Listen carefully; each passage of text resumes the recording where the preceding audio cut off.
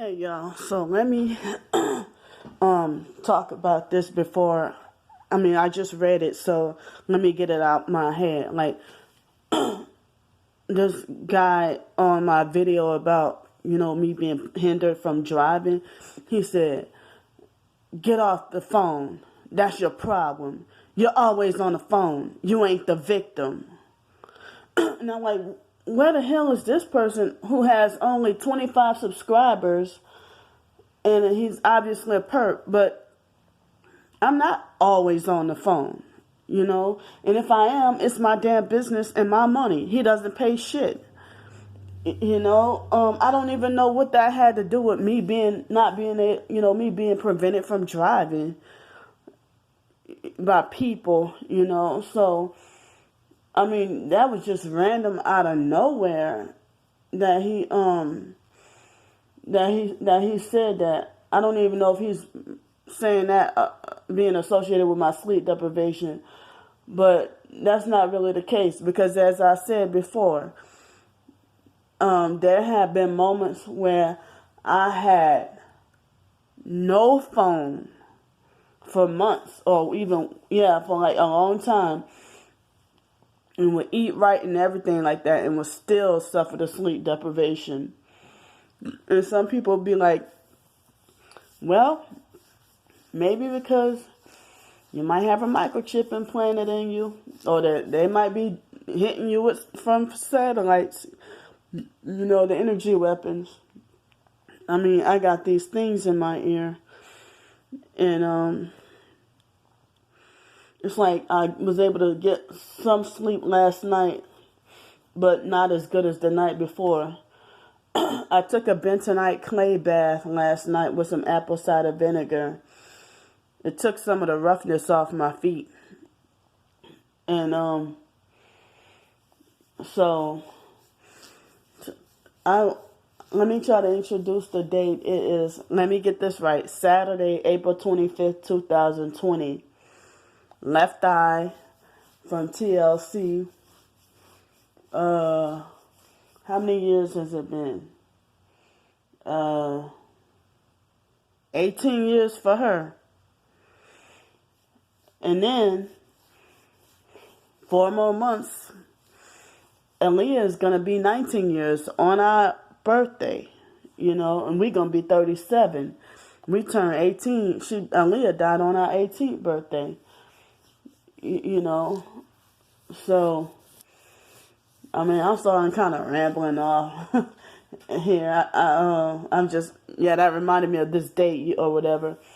But I see it's okay for people to be obsessed with Kobe Bryant and his daughter. But, I was wrong and sick in that something was wrong with me. I'm sick in the head for feeling the same way about Aaliyah, And it's okay for other people to still be obsessed about her or constantly thinking about her or still be a diehard fan. But I know I had to nip that in the bud once I became a Christian and I had to hear lectures about idolatry and stuff and how I'm going to go to hell. But nobody's saying that about these people who, feel a certain way about Kobe, and his daughter. I guess they make it more tragic by adding in a child too. Sick bastards. I'm talking about the Illuminati people. But I didn't know the truth back then, and I guess they probably don't know the truth. They thought the man just died by mere accident. But, this was a doggone ritual. So, that's not what with this video. It took me over 4 minutes to talk about what I really wanted to talk about. But yeah, that guy hopped in my comments and said something smart ass. So I had to block, mute, and report him for harassment. I guess I am being hit with the energy weapons. Cause like one time my thighs were burning, itching, and this happened more than once. My thighs were burning, itching, and this other professor talking to individual, I don't talk to her no more. She said, they hitting you with energy weapons, sis. And so I don't know if I'm being hit with the energy with attack with them making my legs burning, itch, my thighs, my where my lap is, the top of my thighs. And then at this morning, like at the beginning of this video, and just before I started doing this video, my whole body felt like it was vibrating again. You know, so but the real reason why I wanted to do this video, 5.5 minutes, is remember I told y'all about how the day before we left for the trip, to Miami, there was a lady at Walmart here in Pensacola that coughed on me, a white lady that was an employee. She waited till she got in, and she didn't have on a mask or gloves. And I know they say that the perps are intentionally trying to give targeted people the actual, or maybe they want to scare us and make us fear that we got it, But they had that lady that coughed on me deliberately on Thursday at that Walmart. And I don't even really like to shop at Walmart because after I found out the truth, but the roommate likes to shop there, And so, and also there was a Mexican lady in the bathroom about 5 or 10 minutes later who did the same thing to me. So I know they were perps that coughed on me on purpose. And when you report it to their employer, well, I don't know what I can do with another customer, but I mean, if I reported that lady to her employer, the boss, the manager won't do nothing because, they never do anything. They never handle up if they're a perp or whatever. They could still keep their jobs and still be evil and get more promoted on their job rather than fired. I'm like, what the hell? How the hell are you a manager now? I'm like, you just, done something criminal to me last week and you got let off and now you're a manager? So that's how they do, or how the hell would she be a fake? I guess maybe all she had to do was be a perp and just run to the customer service or something and ask for a vest to make it look like she was working there. And then it just caught me at a random area in a store. An area that I didn't even plan to be, and just coughed on me on purpose. And then, Friday we were on our trip. I know there was changing weather too because it's not as warm here in Pensacola as down in Miami. So it's like switching and changing climate and temperatures. And so then that Saturday that man tripped on me. I didn't have the symptoms of being sick then. That man, I don't know if he was doing street theater, the man, or if he was just a regular old man that was just freaking tripping and freaking out. But he acting like, a black sellout, wanting to be oppressive to your own black people for no reason. I never met him, know nothing about him, and I'm pretty sure that I'll never see him ever again in life. Probably my only time I ever come cross paths with him in life, And so, and people say that if you're that fearful, stay home, So then Wednesday night, when we got back, the moment we got out of the car and went to put our stuff up here in Pensacola, when we got back from the trip, the moment we got out of the car and got in the house, that's when I started to feel symptoms of being sick, like stuffy and runny nose. And then as of yesterday, sometime during the day, like yesterday morning, I felt my throat felt a little sore and dry. And then yesterday throughout the day, sometime I didn't realize that